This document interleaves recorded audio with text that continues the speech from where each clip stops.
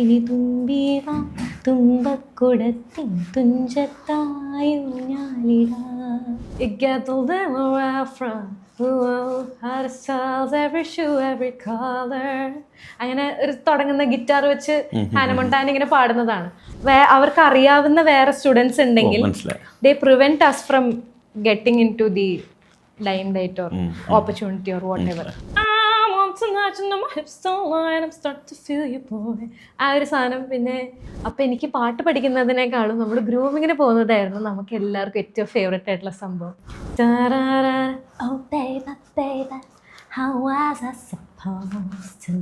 അങ്ങനെയൊക്കെ എനിക്ക് അന്നേരം ചെറുപ്പത്തിൽ ഫീൽ ചെയ്തൊരു റേജ് ഉണ്ടല്ലോ, അതെനിക്ക് ഫീൽ ചെയ്തപ്പോഴാണ് ഞാനത് എഴുതി തുടങ്ങിയത്.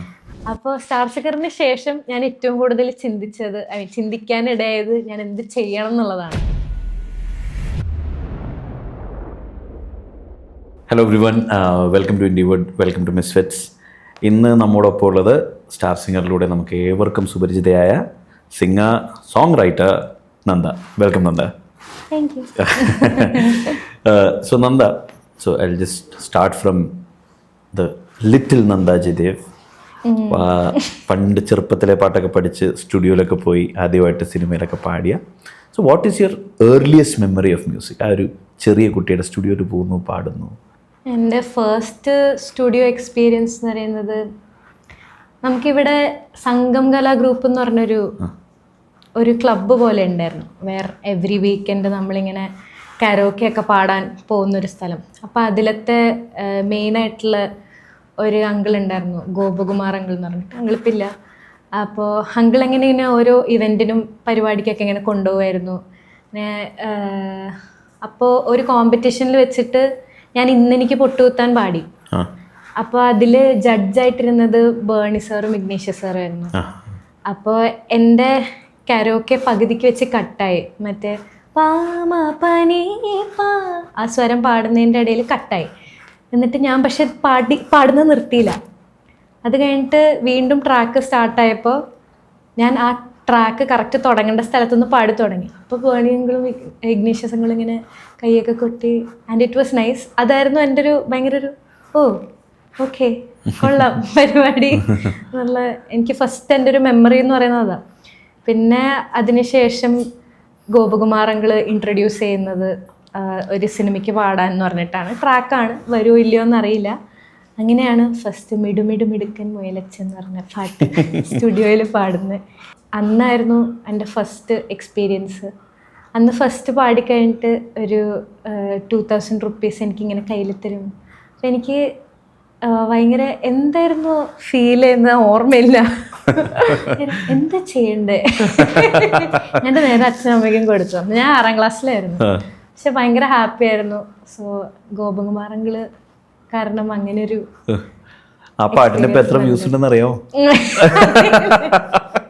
അതിപ്പോൾ എനിക്ക് തോന്നുന്നു അത് പ്ലേ ചെയ്യാത്ത ഒരു മലയാളി വീടും ഇല്ല. കാരണം എല്ലാ കുട്ടികൾക്കും ഇങ്ങനെ ചെറുപ്പം തൊട്ടേ, ഇപ്പം എൻ്റെ ഒരു നെഫ്യൂനായ പോലും ഞങ്ങളിങ്ങനെ ചെറുപ്പം തൊട്ടേ കേൾപ്പിച്ചു കൊടുത്തുകൊണ്ടിരിക്കുന്ന ഒരു പാട്ടാണ്. അതെനിക്ക് തോന്നുന്നു മലയാളത്തിലെ one of the most streamed song ആണ് കേട്ടോ.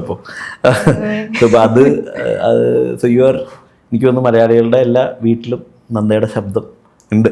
You can be proud about that. So അപ്പോൾ ഈ നന്ദ ഈ വളരെ ചെറുപ്പം തൊട്ട് തന്നെ പാട്ട്, ഫെസ്റ്റിവൽസ് കാര്യങ്ങളൊക്കെ ആയിട്ട് പോകുമ്പോൾ നമ്മളുടെ ഒരു ഫാമിലി എൻവയോൺമെൻറ്റ് ഭയങ്കര ഇമ്പോർട്ടൻ്റ് ആണല്ലോ. അപ്പോൾ എനിക്കൊന്ന് നന്ദ മുമ്പ് പറഞ്ഞിട്ടുണ്ടായിരിക്കണം, how big a support was your father? അച്ഛന് ഭയങ്കര ഇഷ്ടമാണ് പാട്ട്.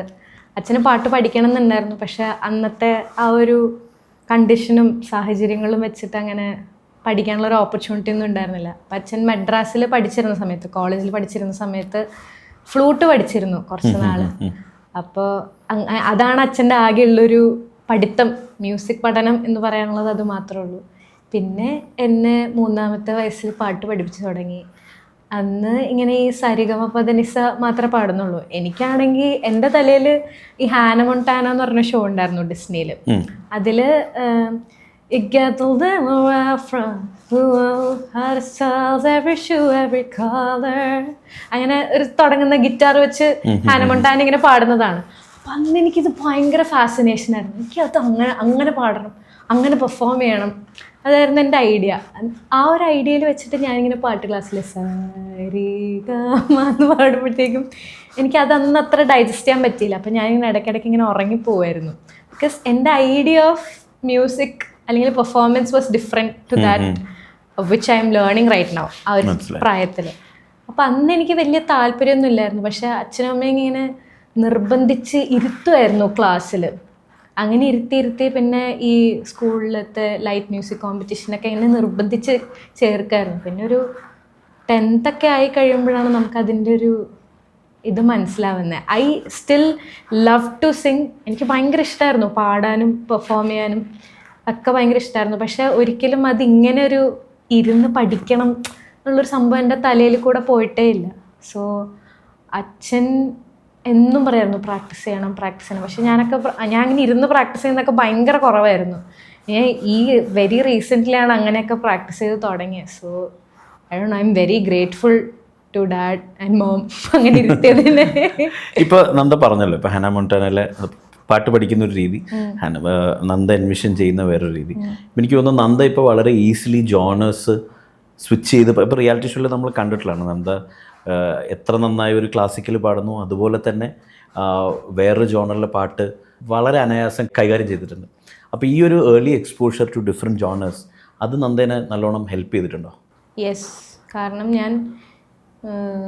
ഞാൻ ഇമിറ്റേറ്റ് ചെയ്യാൻ ശ്രമിക്കായിരുന്നു. ഈ ഷക്കീരയുടെ ശബ്ദം കുറച്ചൊരു വിബ്രാറ്റോ കൂടിയിട്ട്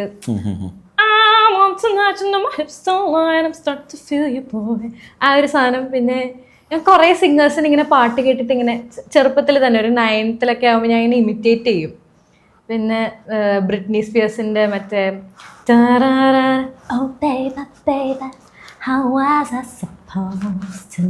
അങ്ങനെയൊക്കെ seems funny right now, but ഞാൻ അങ്ങനെ ഇമിറ്റേറ്റ് ചെയ്യാൻ ഭയങ്കരമായിട്ട് ശ്രമിച്ചിരുന്നു. സോ എനിക്ക് തോന്നുന്നു ആ ഒരു ഇമിറ്റേഷൻ ചെയ്ത് വന്നതായിരിക്കും.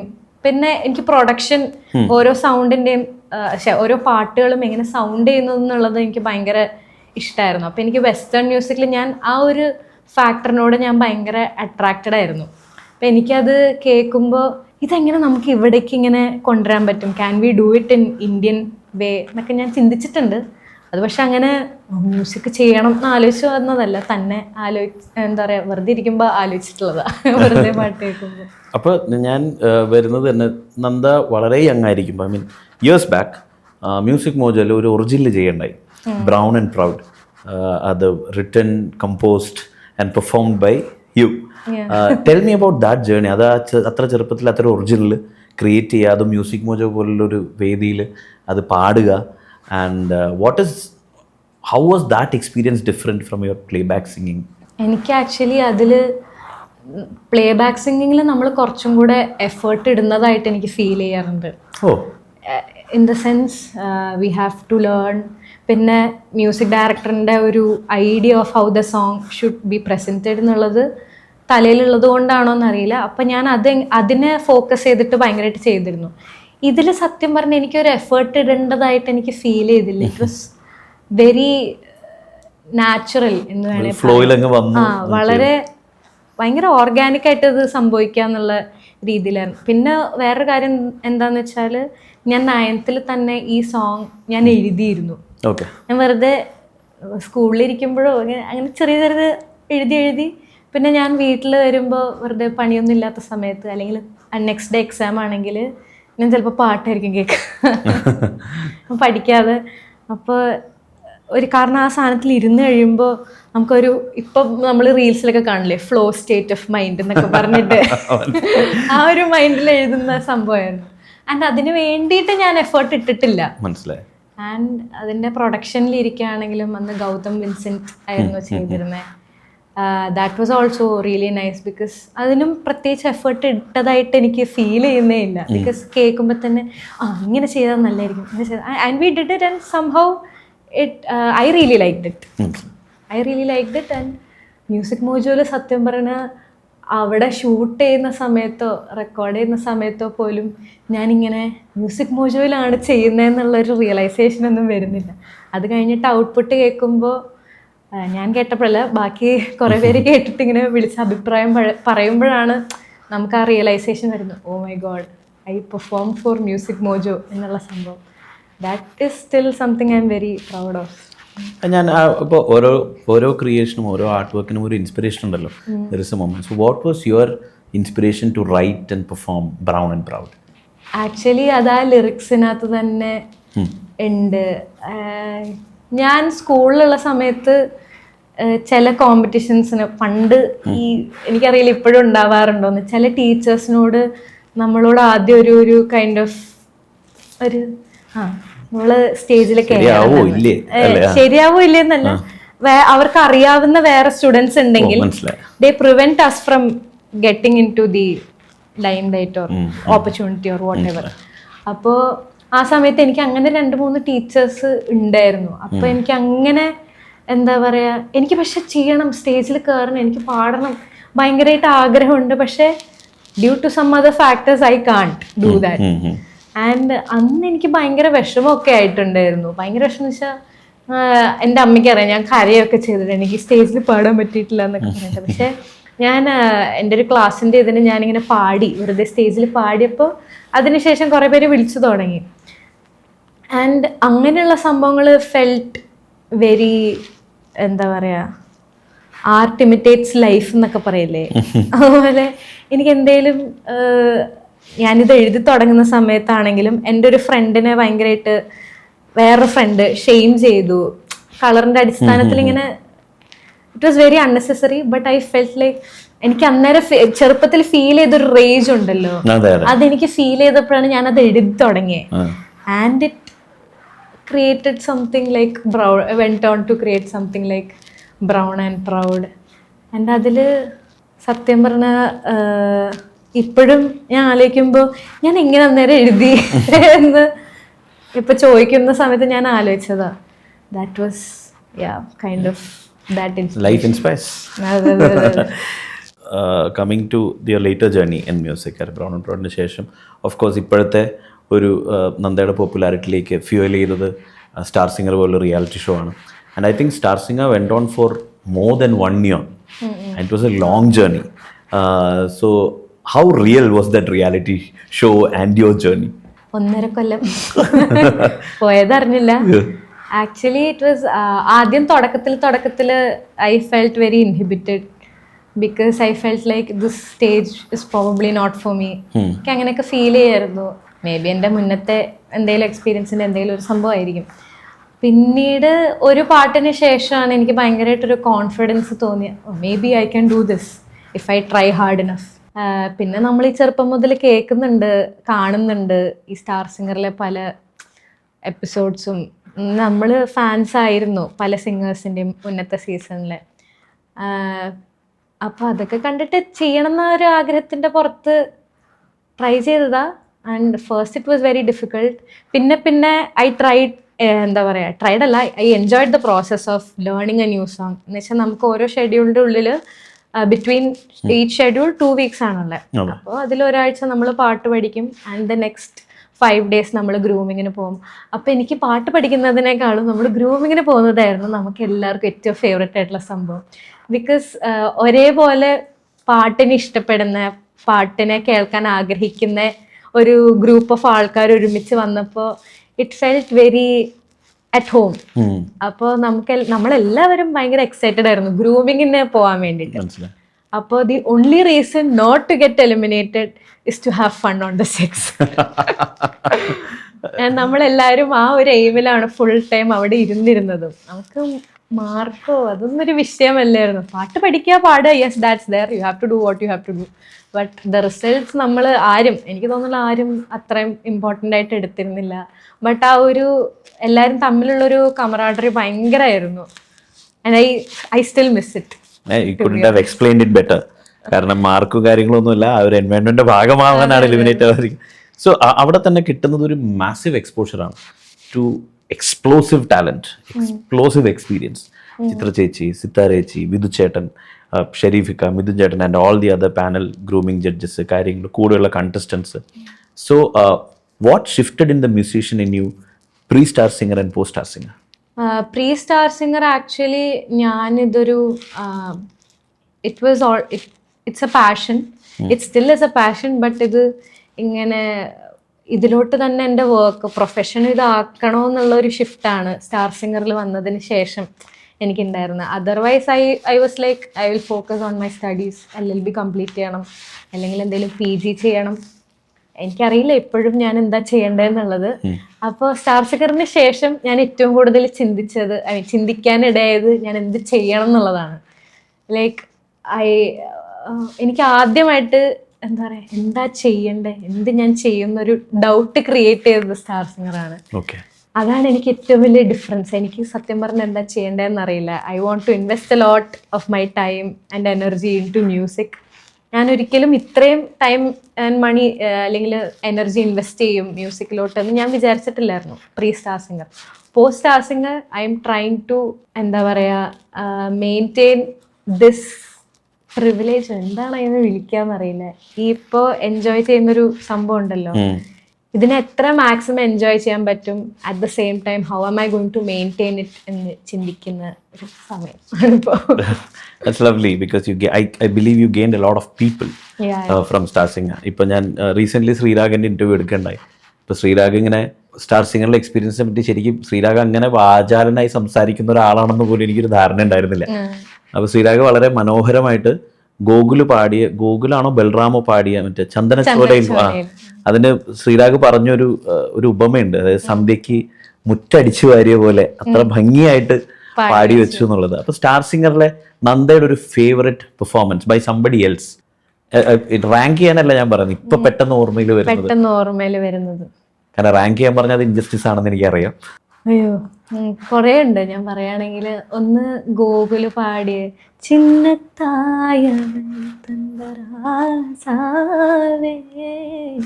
അത് ഭയങ്കര രസമായിരുന്നു. പിന്നെ അവൻ്റെ മോഹമോഹക്കേതാകെ, എനിക്ക് ഓരോ ആളെ പറ്റി ചിന്തിക്കുമ്പോഴും പല പെർഫോമൻസ് എൻ്റെ മനസ്സിൽ വരാം. പിന്നെ ശ്രീരാഗ് പാടിയതാണെങ്കിലും കണ്ടു ഞാൻ, എനിക്ക് ഭയങ്കര ഇഷ്ടപ്പെട്ടു. എന്നിളിയ പൊന്നിലാവേ, പിന്നെ മറ്റേ കുളിരാടുന്നു മാനത്ത്, അത് ഭയങ്കര ഇഷ്ടപ്പെട്ടായിരുന്നു. അരവിന്ദിൻ്റെ ആണെങ്കിൽ, അരവിന്ദ് എന്ന് വെച്ചാൽ he's A entertainer, he's A full package. അപ്പൊ അവന്റെ ജൂം ബറാബർ, പിന്നെ ഉസ്രേ പിന്നെ ദിശയുടെ ആണെങ്കിൽ സിംഗാരവേലനെ ദേവ, പിന്നെ അനുശ്രീയുടെ ആണെങ്കിൽ ആരോ പാടുന്നു ദൂരെ, പിന്നെ എൻ പൂവേ, ഇങ്ങനത്തെ ഒക്കെ കുറേ പെർഫോമൻസസ് ഉണ്ട്. ബൽറാമിൻ്റെ ആണ് ചന്ദനച്ചോലയിൽ ഞങ്ങൾ എല്ലാവരും ഇങ്ങനെ കേട്ട് ഇതിനെങ്ങനെയാണ് ഇങ്ങനെ പാടുന്നത് എന്നിങ്ങനെ ആലോചിക്കുന്ന ഒരു പെർഫോമൻസ്. സത്യം പറഞ്ഞാൽ എല്ലാവരുടെയും ഒരു ബെസ്റ്റ് എടുത്ത് നോക്കുകയാണെങ്കിൽ നമ്മൾ ആലോചിക്കും how are they singing it like this. ഇപ്പൊ ദിശയുടെ ഞാൻ പറഞ്ഞ സിംഗാരവേലിനെ കേൾക്കുമ്പോൾ തന്നെ നമുക്കിത് എങ്ങനെ ഇത്രയും നുവാൻസ്ഡ് ആയിട്ട് ഒരു സംഗതി ഇത്രയും പെർഫെക്റ്റ് ആയിട്ട് ആ ഒരു അളവിൻ്റെ ഒരു എന്താ പറയുക, നമുക്ക് ഈ ടെക്നിക്കലി കമ്പ്യൂട്ടറിൽ ഇങ്ങനെ വരച്ചിടാൻ പറ്റുമായിരിക്കും സംഗതി ഇത്രയും പെർഫെക്ഷനിൽ. അത് പിന്നെ എല്ലാവരും ഭയങ്കര മെലഡൈൻ ചെയ്ത മാതിരിയൊക്കെ പാടി വെക്കും, technically brilliant, but also at the same time നമുക്ക് ആ ഒരു ഫീല് തരുന്ന രീതിയിലും ആ ഒരു ഇമ്പാക്റ്റ് കിട്ടുന്ന രീതിയിലും പാടി വെക്കും. സോ അങ്ങനെ കുറേ പെർഫോമൻസസ് ഉണ്ട്. അപ്പം അതിൽ തന്നെ ഞാൻ ചോദിക്കുന്നത്, ഇപ്പോൾ നന്ദയുടെയും ദിശയുടെയൊക്കെ രണ്ടുപേര് തമ്മിൽ ഒരുമിച്ച് പാടിയതൊക്കെ ഭയങ്കരമായിട്ട് വൈറലായ അതൊക്കെ. അപ്പോൾ ഈ നിങ്ങൾ leave all the connections everything, നിങ്ങൾ അവിടെ പെർഫോം ചെയ്യാൻ കയറുമ്പോൾ കൂടെ ഒരാളുടെ എക്സെപ്ഷണൽ സിംഗർ, നിങ്ങൾ അനുഭവിക്കുന്ന ഒരു പ്രഷർ ഉണ്ടോ? Is there a pressure to perform? Pressure to perform obviously ഉണ്ട്. കാരണം അങ്ങനത്തെ ഒരു എൻവയൺമെന്റിൽ പാടാൻ ഭയങ്കര ബുദ്ധിമുട്ടാണ്. Because there are so many cameras ചുറ്റും. പിന്നെ നമ്മൾ പാടുന്ന ഓരോ മൈന്യൂട്ട് ഡീറ്റെയിൽസും ഈ ഇന്നേഴ്സിൽ ഭയങ്കര വൃത്തിക്ക് കേൾക്കാം. ഒറ്റ ടേക്കേ ഉള്ളൂ. ആ ഒരൊറ്റ ടേക്കിൽ നമ്മൾ ഇത്രയും പെർഫെക്റ്റ് ആയിട്ട് പാടണം എന്ന് നമ്മൾ ചിന്തിച്ചു കഴിയുമ്പോൾ ഭയങ്കര പ്രഷറാണ്. പിന്നെ ചിത്ര ചേച്ചി അവിടെ ഇരിക്കുന്നു എന്നുള്ളതൊരു ഫാക്ടർ ആവാം. Yes, it is a factor. Chitra ചേച്ചി ഭയങ്കര സപ്പോർട്ടീവാണ് കേട്ടോ. ഞാൻ പറയാൻ പോയി എപ്പോ പാടുമ്പോഴും കുഴപ്പമില്ല, സാരില്ല, പാടാൻ പറ്റും, ഭയങ്കര ചില്ലാണ് ആള്. പിന്നെ പ്രഷർ ഇസ് ഓൾവേസ് ദയർ. പിന്നെ നമ്മളുടെ കൂടെ ഒരാൾ നിൽക്കുമ്പോൾ സാധാരണ എല്ലാവർക്കും കൂടെ ഒരാൾ നിൽക്കുമ്പോൾ ഒരു ആശ്വാസമല്ല ആവാറ്. എനിക്ക് ഭയങ്കര ടെൻഷനാണ്. കാരണം ഞാൻ എങ്ങാനും എന്റെ പാട്ട് കാരണം എങ്ങാനും ഇയാളുടെ മാർക്ക് പോവോ എന്നൊക്കെ ഞാൻ ആലോചിക്കണേ ഒരുമിച്ചുള്ള പെർഫോമൻസസില്. ബട്ട് സംഭവം എനിക്ക് തോന്നുന്നു ദിശയുടെ കൂടെയുള്ള ആദ്യത്തെ പെർഫോമൻസിൽ എന്താന്ന് വെച്ചാൽ എനിക്ക് തൊണ്ട വയ്യായിരുന്നു. അപ്പൊ അത് കാരണം എനിക്കൊന്നും ചിന്തിക്കാനുള്ള എന്റെ തലയിൽ വേറൊന്നും പോയില്ല. The only thing is I have to produce sound from my throat because കാറ്റ് മാത്രമേ വരുന്നുള്ളൂ. So that was my only thought.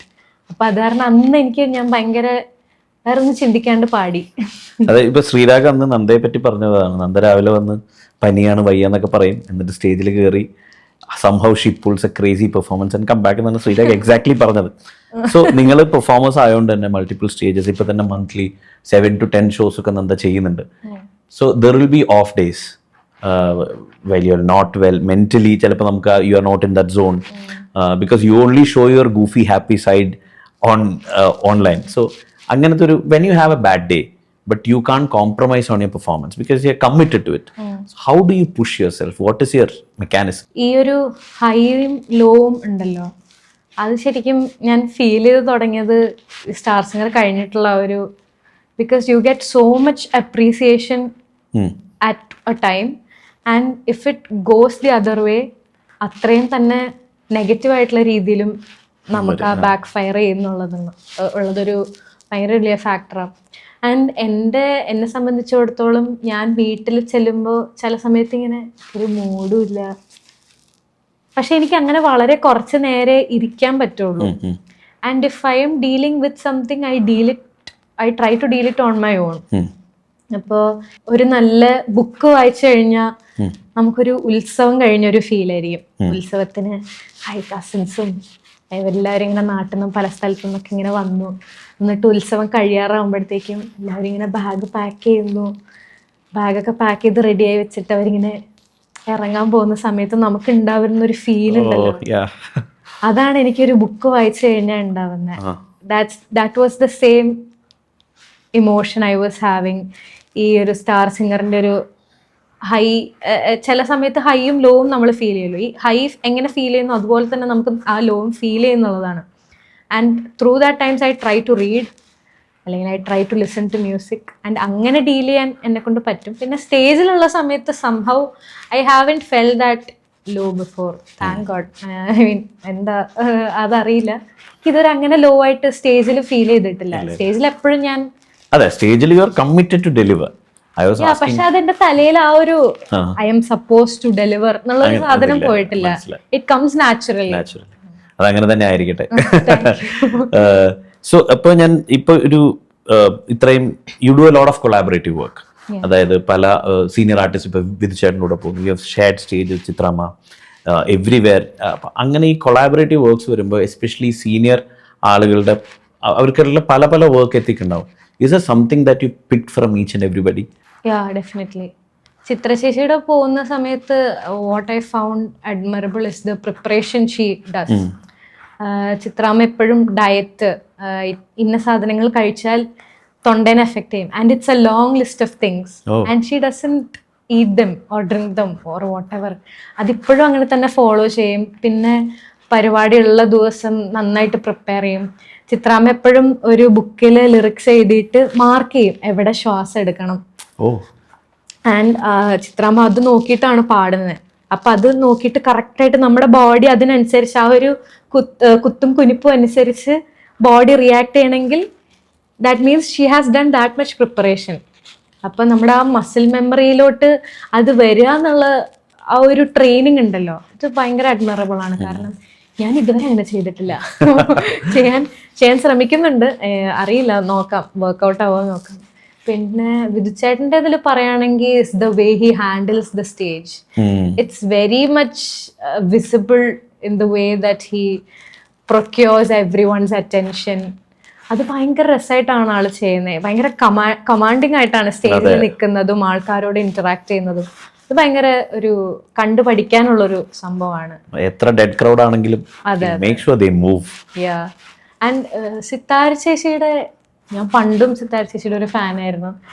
Is the way how calm she is at all times. ഒരു രീതിയിലും അധികം എക്സൈറ്റഡ് ആവാതെ അങ്ങനെ ഇരിക്കാൻ ഭയങ്കര ബുദ്ധിമുട്ടാണ്. ഞാനാണെങ്കിൽ ചെറിയ കാര്യത്തിന് പോലും ഭയങ്കരമായിട്ട് എനിക്ക് ഫീൽ ചെയ്യും, ഞാൻ ഇമോഷണൽ ആവുന്ന ഒരാളാണ്. അപ്പോൾ ഞാൻ കാണിച്ചില്ലെങ്കിലും എനിക്കിങ്ങനെ പെട്ടെന്ന് ഗൂസ് ബംസ് വരും. എന്തെങ്കിലും ഒരു ഇമോഷൻ, ഹൈറ്റൻഡ് ആയിട്ടുള്ള ഒരു ഇമോഷൻ വരുമ്പോൾ എനിക്ക് ഗൂസ് ബംസ് വരും. അപ്പൊ ഞാൻ പുറത്ത് കാണിച്ചില്ലെങ്കിലും ഐ ഫീൽ ഇറ്റ്. പക്ഷെ സിത്താര ചേച്ചി is so calm and composed all the time while performing. എന്ത് പാട്ടും ആയിക്കോട്ടെ, she has her own way of delivering that. And her work ethic also, the way she is, എന്താ പറയാ, constantly putting out her own content. ഏലേലം കിളിയാണെങ്കിലും ഒറിജിനൽസ്. എനിക്ക് സത്യം പറഞ്ഞാൽ ആസ് എൻ ഇൻഡിപെൻഡന്റ് ആർട്ടിസ്റ്റ് ഞാൻ സിത്താര ചേച്ചിനെ ഭയങ്കരമായിട്ട് അഡ്മയർ ചെയ്യുന്നത്. പിന്നെ Srinivas sir is A positivity. ഭയങ്കരമായിട്ട് എനിക്കറിയില്ല അത് എങ്ങനെ അത്ര പോസിറ്റീവായിട്ട് ഇരിക്കാൻ പറ്റുന്നു. ഇൻഡിപെൻഡന്റ് മ്യൂസിക്കിനെ പറ്റി പറഞ്ഞല്ലോ. ഇപ്പൊ മലയാളത്തിലാണെങ്കിലും ഇപ്പൊ നാഷണൽ അറ്റൻഷൻ അല്ലെങ്കിൽ ഇന്റർനാഷണൽ അറ്റൻഷൻ വരെ കിട്ടിയ ഐക്കോണിക് ബാൻഡ്സ് രൂപം കൊണ്ടുവരുന്ന നാടാണ് നമ്മുടെ. ബീറ്റ് അവിയൽ, ബീറ്റ് മധുജയൻ, ബീറ്റ് നമ്മുടെ ജോബേട്ടൻ, ബീറ്റ് ഇപ്പൊ സിത്താര ചേച്ചിയുടെ പ്രോജക്ട് മലബാർ, ഇഷ്ടം പോലെ പറയാൻ തുടങ്ങിയ ഒരുപാടുണ്ട്. So do you envision U having ഒരു ബാൻഡ് സെറ്റപ്പും ഇൻഡിപെൻഡൻസും? Definitely, that is the dream. That is the dream. I mean, the goal is to be a good person and a great artist or musician or whatever. So tell me about some indie works that really caught your attention of late. Vaishakh Somanathan എന്ന് പറഞ്ഞ ചേട്ടന്റെ death of January. Amma. Have you listened to it? Oh my god, Vaishak is a friend. I absolutely love it. And അത് ആ പാട്ടിന്റെ പുറകിലെ കഥയും പുള്ളി അറിയാം. It's deeply touching, yes. And I had the privilege of working with him recently. എനിക്കത് അറിയില്ല അതിപ്പോൾ എങ്ങനെയാണ് ഔട്ട്പുട്ട് വരാൻ പോകണില്ലെന്ന്. But I had the privilege of working with him and it was so good. And ഞാൻ ഈ പാട്ട് ഞാൻ മുന്നേ കേട്ടിട്ടുണ്ട്. സോ അതും കൂടെ ആയപ്പോഴത്തേക്ക് എനിക്ക് ഭയങ്കര സന്തോഷമായി. ആൻഡ് സെബയുടെ ഇൻഡിപെൻഡന്റ് വർക്ക്സ് ആക്ച്വലി ആരും കേട്ടിട്ടില്ല എന്ന് തോന്നുന്നു. Everyone has heard that queen of the night, ലോകയിലെയും അത് മാത്രമേ കേട്ടുള്ളൂ. I feel like everybody should go and listen to her independent songs. ഭയങ്കര അമേസിംഗ് ആർട്ടിസ്റ്റ്. ആൻഡ് അങ്ങനെ കുറെ ഫീമെയിൽ സോങ് റൈറ്റേഴ്സിന്റെ ഇപ്പൊ എനിക്ക് അങ്ങനെ ഓർത്തെടുക്കാനും പറ്റുന്നില്ല. അങ്ങനെ കുറെ ഉണ്ട്. ഇപ്പൊ 2-3 തലയിൽ നമുക്ക് ചിലപ്പോ ഇപ്പൊ ചോദിക്കുമ്പോ ഇറങ്ങിയിട്ടായിരിക്കും പക്ഷേ അത് പറഞ്ഞില്ലല്ലോ എന്ന് തോന്നുന്നു. അങ്ങനെ വേണ്ട, ഞാൻ ഇപ്പൊ തോന്നുന്നൊരു കാര്യം പറയാൻ പറഞ്ഞാണ്. സോ ഇപ്പൊ നന്ദ ഒരുപാട് യാത്ര ചെയ്തല്ലോ. I mean, you've been to Australia, you've been to New Zealand, you've been to Germany. അപ്പൊ അങ്ങനെ യാത്രകൾ എങ്ങനെയാണ് നന്ദയിലെ ആർട്ടിസ്റ്റിനെ ഷേപ്പ് ചെയ്യുന്നത്? That's also a really good question. I'm expecting a really good answer too. Am I answering good? You're actually answering fantastic. എനിക്കിതുവരെ പോയിട്ട് എല്ലാ സ്ഥലങ്ങളും actually ഭയങ്കര ഇഷ്ടപ്പെട്ടായിരുന്നു. യുണീക്കായിട്ട് എടുത്തു പറയാൻ എനിക്ക് ലണ്ടൻ ഭയങ്കര ഇഷ്ടപ്പെട്ടായിരുന്നു. പിന്നെ ഓസ്ട്രേലിയ. ഇവിടെ നിന്നെല്ലാം ആസ് എ മ്യൂസിഷ്യൻ എന്താണ് എന്നെ ഹെൽപ്പ് ചെയ്തതെന്ന് പറഞ്ഞാൽ patience. I would say patience. And എനിക്ക് ഞാൻ ഡബ്ലിനിൽ പോയപ്പോൾ I had the opportunity of singing with street musician. Like I've seen the video. Yeah, that was a really good experience. I never thought അതൊക്കെ എൻ്റെ bucket ലിസ്റ്റിലുള്ളൊരു സംഭവമായിരുന്നു. ഞാൻ ഒരിക്കലും വേറൊരു രാജ്യത്ത് പോയിട്ട് വേറൊരു ഇന്റർനാഷണൽ ആയിട്ടുള്ളൊരു ആർട്ടിസ്റ്റിന്റെ കൂടെ ഞാൻ അങ്ങനെ പെർഫോം ചെയ്യുമെന്ന് ഞാൻ വിചാരിച്ചില്ലായിരുന്നു. അപ്പോൾ that was a really good experience. And വിചാരിച്ചതിനേക്കാളും കമ്മ്യൂണിക്കേഷൻ ഭയങ്കര എളുപ്പമാണ്. നമ്മൾ പുറം രാജ്യത്ത് ചെന്നാലും I felt, this is my personal experience, communication ഭയങ്കര എളുപ്പമാണ്. And the believe that it is possible to collaborate with them, അതത്ര നമ്മൾ കാണുന്നത് പോലെ ഭയങ്കര ബുദ്ധിമുട്ടേറിയ ഒരു പ്രോസസ് അല്ല. And it's not that far away and it's actually quite attainable എന്നുള്ള ഒരു സംഭവം എനിക്ക് ഫീൽ ചെയ്തായിരുന്നു. I'm coming to your favorite musician, favorite music director part. ഞാനിപ്പോൾ ശ്രീരാജിൻ്റെ അടുത്ത് ചോദിച്ചപ്പോൾ his obsession with Ilayaraja is something that I really അപ്പം അങ്ങനെ നന്ദയുടെ അങ്ങനെ ചില are you obsessed about some artists and musicians? ഒരു എൻ്റെ 12th ഒക്കെ വരെ ഞാൻ ഭയങ്കര ടേലർ സ്വിഫ്റ്റ് ഒബ്സസ്ഡ് ആയിരുന്നു. No, Swiftie? I still am a Swiftie. അതെനിക്ക് പറയാൻ ഒരു മടിയില്ല. And I listen to a lot of Lana Del Rey. ഇപ്പോൾ വെസ്റ്റേൺ മ്യൂസിഷ്യൻസിന്റെ കാര്യമായിട്ടോ ഞാൻ പറയണേ. പിന്നെ ബീറ്റിൽസ് കുറെ കേൾക്കാറുണ്ട്. Michael Jackson. Are you excited about the movie? Are you excited about the movie? Oh, definitely. ഞാൻ ഇങ്ങനെ മ്യൂസിക് പ്രൊഡക്ഷന്റെ ഒരു മാസ്റ്റർ ക്ലാസ് തന്നെയാണ് മൈക്കിൾ ജാക്സന്റെ സോങ്സ്. മൈക്കിൾ ജാക്സന്റെ ഒരു സോങ്ങിൽ ഇങ്ങനെ ബേസ് ലൈൻ ഒരേ ബേസ് ലൈൻ ആണ് from the start to finish.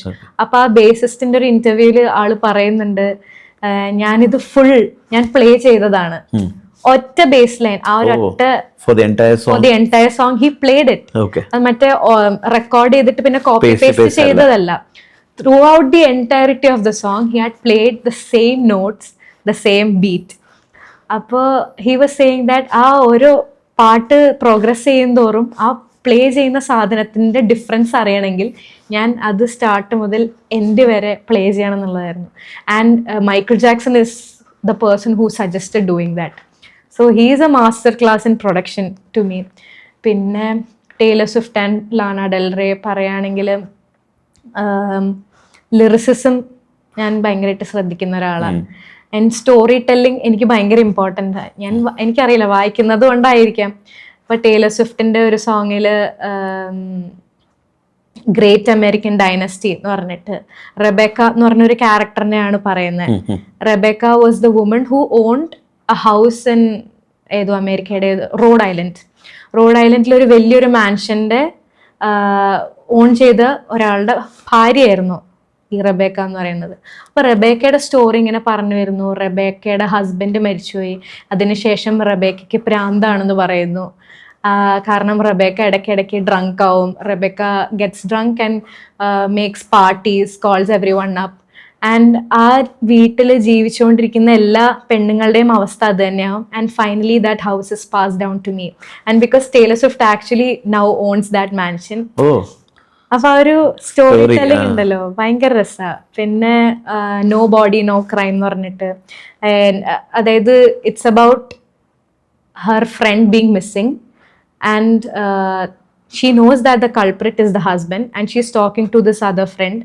അങ്ങനെ സംസാരിച്ച് ആൻഡ് ദിസ് ഫ്രണ്ട് ആ ഹസ്ബൻഡ് വേറൊരു പെണ്ണിനെ വിവാഹം കഴിക്കുന്നു. And she begins to live in this her friend's home as her own. അതിനുശേഷം ഭർത്താവിനെ കാണാണ്ടാവുന്നു. And at the end of the song, അതിനു മുന്നേ പറയുന്നുണ്ട്, എൻ്റെ അച്ഛൻ എന്നെ ബോട്ടിങ്ങിന് കൊണ്ടുപോകാൻ പഠിപ്പിച്ചിട്ടുണ്ട്. പിന്നെ എനിക്ക് എങ്ങനെ ഒരു ക്രൈം സീൻ മായ്ച്ച് കളയണ്ടേ, അതെങ്ങനെ ക്ലീൻ ചെയ്ത് കളയണ്ടേ എന്നൊക്കെ എനിക്കറിയാം. Until the moment he died. That means she killed him. Yeah. So the story telling is so brilliant. And അതിൽ ഞാൻ ഭയങ്കര ഇങ്ങനെ ഒബ്സസ്ഡ് ആയി നിന്നൊരു സമയം ഉണ്ടായിരുന്നു. And now I am obsessed with a lot of classical songs, Indian classical. ഇപ്പോൾ ആശാജിയുടെ songs ആണെങ്കിലും ആൽബംസ്, ഇപ്പോൾ മെഹദി ഹസന്റെ ഗസൽസിന്റെ ആൽബംസ് ആണ് ഇപ്പോൾ ഒബ്സെഷൻ ആയത്. അതാ കേൾക്കുന്നത് കൂടുതൽ അതാണ്. അപ്പൊ since you told you read, are you a book person or a cinema person first? Book person. Any given day. Because I feel like I know cinema takes a lot of effort. കുറെ ആളുടെ imagination അത് റിയാലിറ്റിയിലേക്ക് കൊണ്ടുവരിക എന്ന് പറയുന്നത് is A humongous task. അത് എളുപ്പമല്ല ഒട്ടും ചെയ്യാനായിട്ട്. പക്ഷേ the thing about books is I have my own world and I can create my favourite characters the way I want. So അതിലൊരു ആർട്ടിസ്റ്റിക് ഫ്രീഡം ബുക്ക് വായിക്കുമ്പോൾ കിട്ടുന്ന ഞാൻ വിശ്വസിക്കുന്നു. അതുകൊണ്ട് I M A book person. Can you list some of your favorite authors? Yeah, definitely. ഇപ്പോൾ റോവാൾഡ് ഡാൾ എന്നെ ചെറുപ്പം മുതലും വായിച്ചു തുടങ്ങി. പിന്നെ പണ്ട് ഇറങ്ങിയ ജെറോണിമോ സ്റ്റിൽട്ടൺ ഒക്കെ അറിയോ? വിംപി കിഡ് കേട്ടിട്ടുണ്ട്, പക്ഷേ I haven't read it. Yeah, പിന്നെ Oscar wild is one of my favourites. And ഇപ്പൊ മലയാളത്തിൽ വരികയാണെങ്കിൽ കെ ആർ മീരനെ ഭയങ്കര ഇഷ്ടം. പിന്നെ ടി.ഡി. രാമകൃഷ്ണൻ.